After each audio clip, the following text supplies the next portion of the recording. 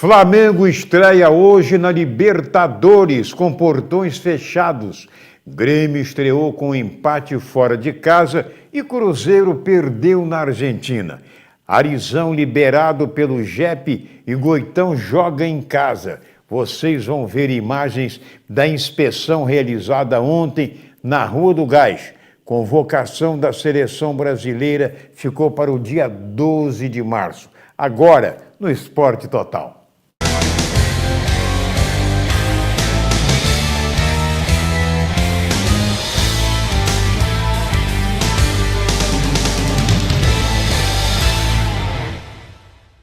Olá, esperando que todos tenham uma ótima quarta-feira. Está começando o Esporte Total pela Terceira Via TV, o seu canal do sistema Terceira Via de Comunicação. O Flamengo estreia na Libertadores, edição 2018, logo mais, às 21h45, e já começa pegando um velho rival do futebol sul-americano. Nada mais, nada menos que o River Plate, da Argentina. O jogo acontece no estádio Newton Santos, ex-Engenhão, porém sem público. Este será o primeiro jogo dos dois que o Flamengo terá sem a presença dos seus torcedores com mando de campo. No Rio de Janeiro, né? Isso em função de punição pelos acontecimentos do ano passado no Maracanã. Vejam vocês o que torcedores ensandecidos que invadiram os portões do estádio e depois enfrentaram a polícia nas ruas causaram de prejuízo aos cofres do clube. Por certo, não são torcedores. O Flamengo deixará de abocanhar milhões de reais com a ausência do público nos dois jogos.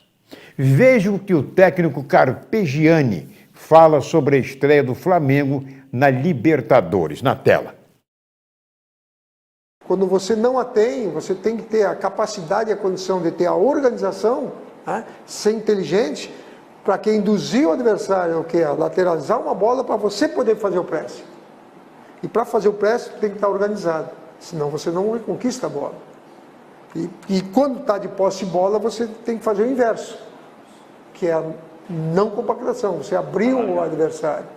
Então são estágios assim importantes de treinamento, de aperfeiçoamento, e a característica dos teus jogadores são fundamentais para que você consiga realmente poder colocar em prática, os jogadores assimilarem aquilo, né, e serem treinadores a executarem dentro do campo de jogo. Um time completo, ele não pode somente ser um time só de toque e chegar até dentro do gol do adversário. Muitas vezes ele tem que ter essa variação, ele tem que tocar de vez em quando, ele tem que ter a jogada aguda que é o lançamento, para ser um time completo. Ele também vive disso, na minha opinião. Mas você tem que se arrumar daquilo que você tem. Tá? Então, a minha maior tarefa hoje dentro do Flamengo é tentar colocar aquilo que eu acho que tem de melhor, tá? Uma participação daquilo que eu via o Flamengo jogar, tá? Tentando modificar alguma pequena coisa e tornar essa equipe competitiva, porque a Libertadores ela é competitiva ao extremo, tá? Ela está com intensidade. Há uns 2, 3 dias atrás comecei a verificar o nosso primeiro adversário. Joga um futebol forte, competitivo, de muita habilidade, que é horrível.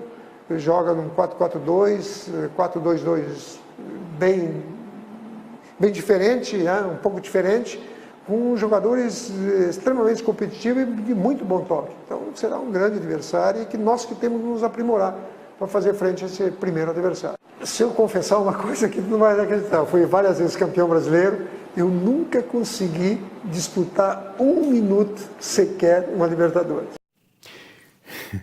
Pois é, o Paulo César Carpegiani está certíssimo. É um certame muito competitivo, né, em que os clubes brasileiros nunca tiveram boa vida com os uruguaios, com os argentinos, né, e agora também com os colombianos, né? O Atlético Nacional, por exemplo, ontem estreou vencendo, né?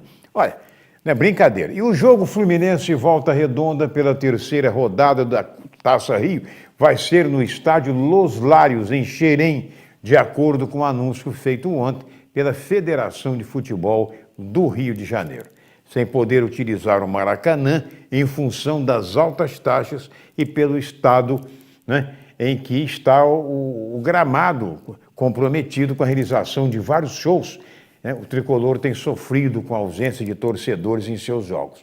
Vejam bem, nos 2 jogos que disputou pela Taça Rio, com Macaé e Madureira, somados, o público não chegou a 1.000 torcedores. Mas antes do jogo em Xerém, o Fluminense recebe o Avaí amanhã, 19h15, pela Copa do Brasil, no estádio Newton Santos. O zagueiro Gum, capitão do time, convoca a torcida para comparecer. Veja o recado do Gum. Quinta-feira contra o Avaí, Copa do Brasil. Novamente vamos trabalhar muito, vamos se concentrar muito para poder fazer um grande jogo, respeitar o Avaí, mas queremos vencer, convocar o torcedor para poder estar nos apoiando, nos ajudando, porque juntos somos mais fortes. Grande abraço, vamos Flusão!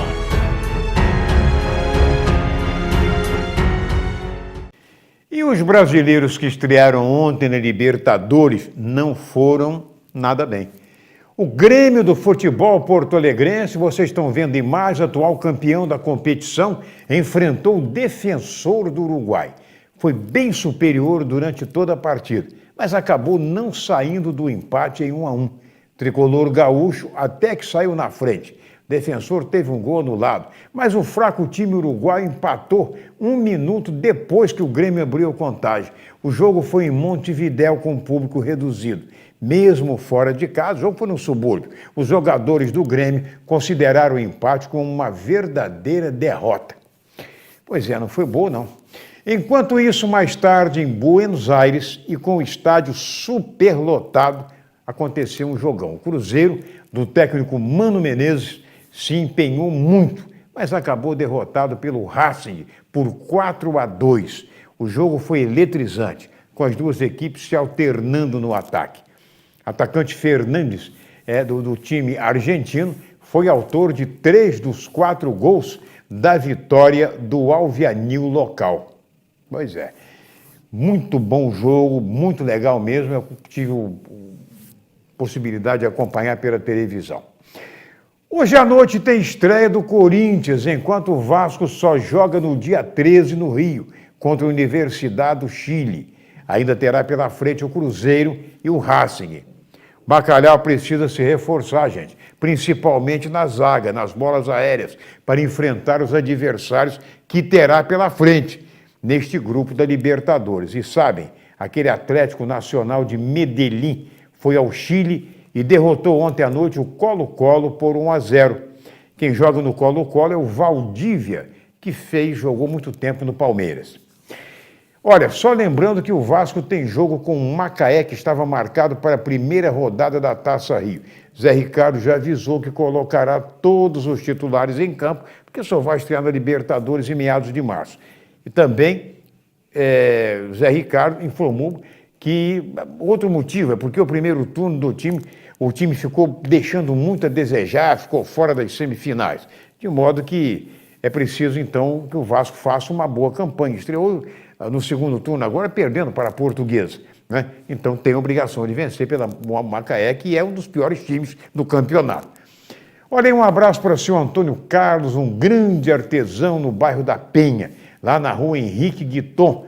Também para Leandro em Goitacazes, né? Feliz da vida com a liberação do Arizão para o jogo de domingo. Júlio César Mello em São Francisco, interage com a gente, São Francisco do Itabapuana. E Douglas Smith, nosso ex-colega, lá em Conceição de Macabu.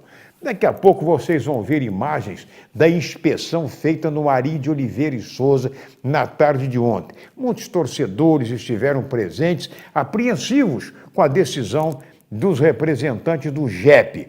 O presidente D'Artagnan Fernandes ficou muito apreensivo, né? E o engenheiro Carlos Augusto Siqueira, que já tinha assinado o laudo atestando condições de segurança do estádio, também falou a terceira via antes da vistoria e fez até um apelo aos torcedores. Tudo isso daqui a pouco, aqui na Terceira Via TV. Segura aí, pai e bola.